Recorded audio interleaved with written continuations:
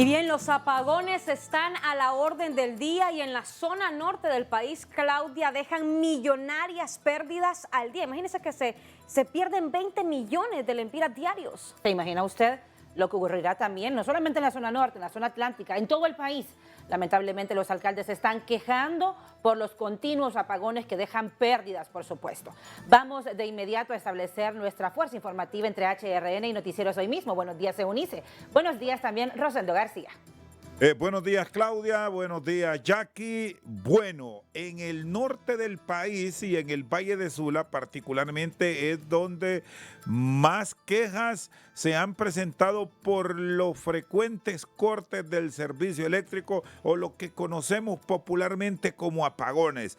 Pero ojo, de esto no está exento el resto del territorio nacional. Hay quienes hablan que la falta de potencia y tener líneas obsoletas también está pasando factura en algunas zonas del oriente del país, particularmente en Olancho. Pero lo que más ha llamado la atención es que mientras la empresa privada está demandando respuestas claras y contundentes, hay quienes alaban el trabajo del director o ministro de Energía y gerente del ENE, Eric Tejada, que lo consideran como el gerente del ENE más exitoso.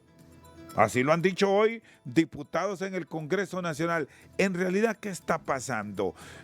¿Por qué tanto apagón en el norte del país? Incluso, Eunice, aquí conversábamos que a raíz de problemas por la falta de potencia en el norte del país, muchos inversionistas y muchos funcionarios, muchos ejecutivos, en este caso de la empresa privada, han decidido venirse. Han decidido regresarse a la capital. Nos acompaña el especialista en estos temas energéticos, Kevin Rodríguez, y también economista. Kevin, gracias por acompañarnos en esta fuerza informativa. ¿Cuáles son esos sectores que ustedes han logrado identificar que representan estas mayores pérdidas de hasta 20 millones de lempiras diarios? Buenos días.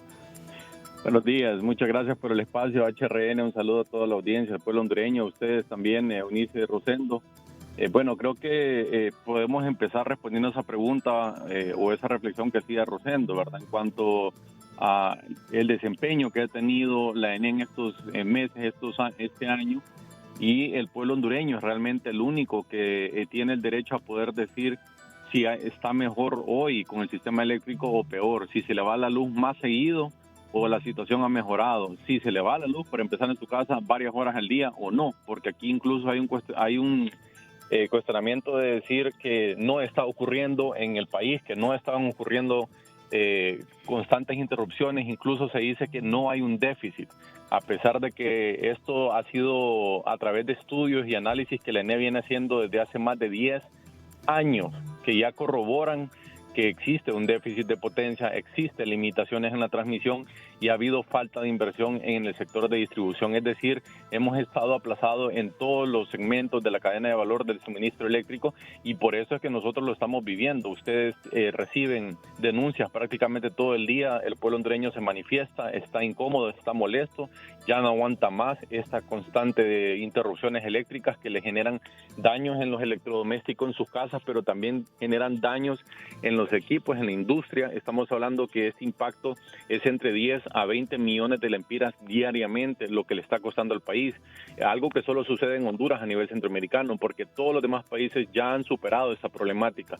En el caso nuestro, ¿de dónde surgen estas cifras? Pues preguntémosle al dueño del mercadito, ¿cuánto pierde él cuando lo dejan sin energía eléctrica por más de 24 horas o le están dañando los equipos? ¿Cuánto pierde en esos jugos que se le arruinan, la carne, los lácteos? Miremos el caso de Moa recientemente, venía un feriado, ellos estaban muy emocionados, estaban esperando poder sacar un poco de ganancia en esta época de turismo, que era un fin de semana largo, pero estuvieron más de 24 horas sin energía eléctrica. Lo han dicho los mismos alcaldes, ellos están declarando emergencia energética en estos sitios y aquí realmente lo que preocupa es que en el caso mío personal, cuando estuve en San Pedro Sula el año pasado, en estas mismas fechas, recuerdo que era semanalmente que se iba la luz en San Pedro Sula, semanalmente, y cada sábado de por medio lo que hacían era que habían supuestos mantenimientos entre 7 de la mañana y 4 de la tarde que duraban mucho más tiempo y se suponía que estaban construyendo unas subestaciones.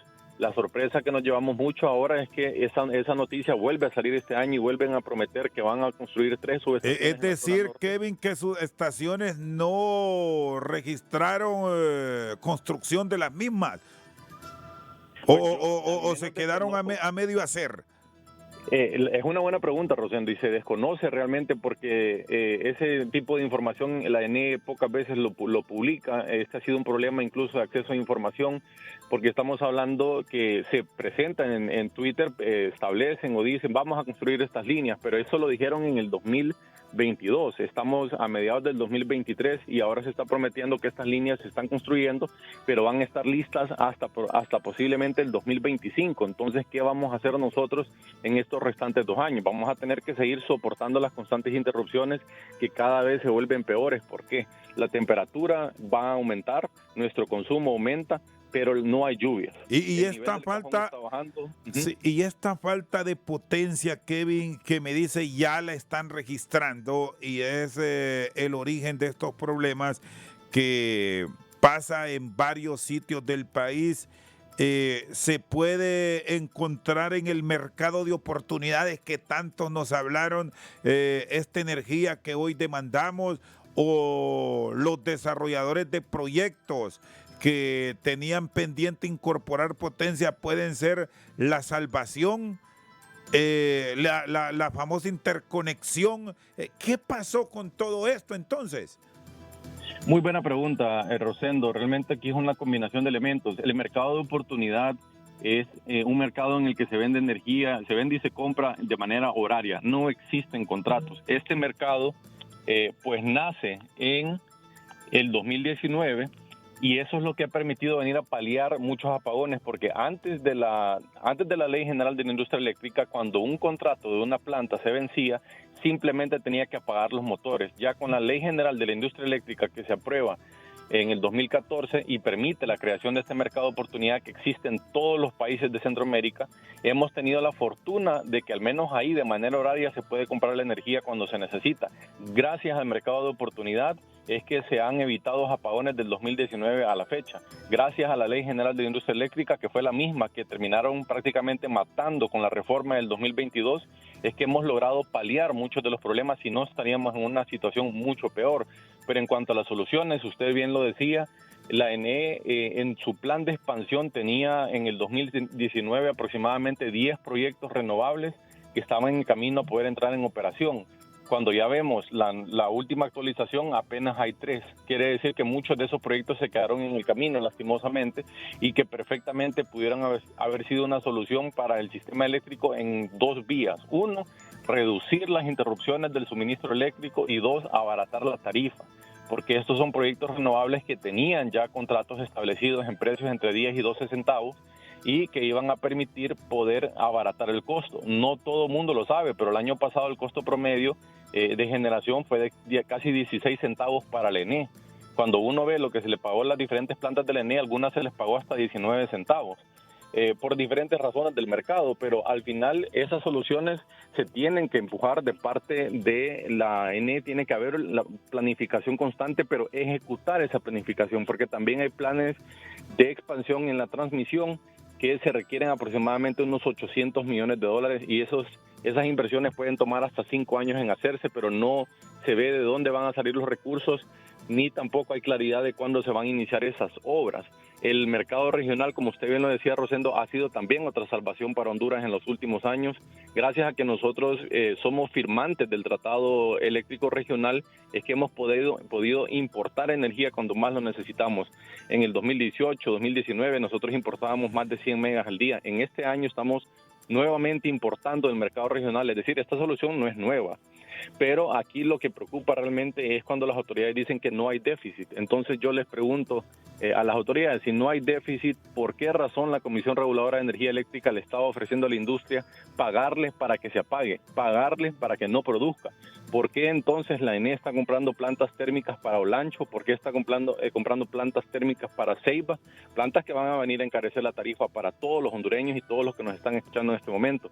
Es porque la realidad, y ellos lo saben, es que hay un déficit en generación y también hay una falta de inversión en todos los demás segmentos. Aquí lo que preocupa es ese impacto económico, Rosendo, Eunice, porque han venido muchísimas empresas. En mi experiencia en la Cámara de Comercio e Industrias de Cortés, recibíamos prácticamente todas las semanas inversionistas que decían: queremos poner aquí una fábrica, queremos exportar a Estados Unidos por la cercanía que tienen ahí Puerto Cortés, que es un punto estratégico, pero la ENE lo que nos dice es que no hay luz, no hay capacidad para poderlo suministrar.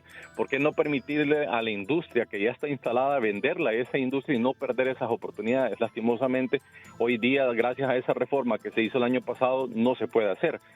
Hablando del puerto, muchas veces hemos escuchado que Puerto Cortés tiene la capacidad de duplicar sus operaciones, pero ustedes hablan con los especialistas en estos temas de logística y les van a decir: se necesita energía eléctrica, porque esas grúas que cargan y descargan las embarcaciones con contenedores trabajan con electricidad y la ENE en Puerto Cortés no tiene capacidad ni para un bombillo más. Entonces el tema de energía eléctrica le pasa factura de manera transversal a todo el país. En nuestras casas, cuando nos dañan los equipos, cuando hay fallones, bajones de voltaje o fallas, también sucede cuando pasa con las constantes interrupciones que nos quedamos sin energía eléctrica por varias horas. Todo esto realmente es una situación que se vive a nivel nacional. Cuando nosotros lo vemos, en el caso aquí cerca de la capital, Valle de Ángeles, es un pueblo turístico, un pueblo que tiene mucha creatividad, pues gente trabajadora, se trabaja carpintería, talabartería. Pregúntenles ustedes cómo sufren ellos todas las semanas de suministro eléctrico y que no permite que la ciudad o la comunidad pueda crecer al potencial que ellos realmente tienen. Muy bien, gracias. Kevin Rodríguez, experto en temas energéticos y temas de generación de energía eléctrica.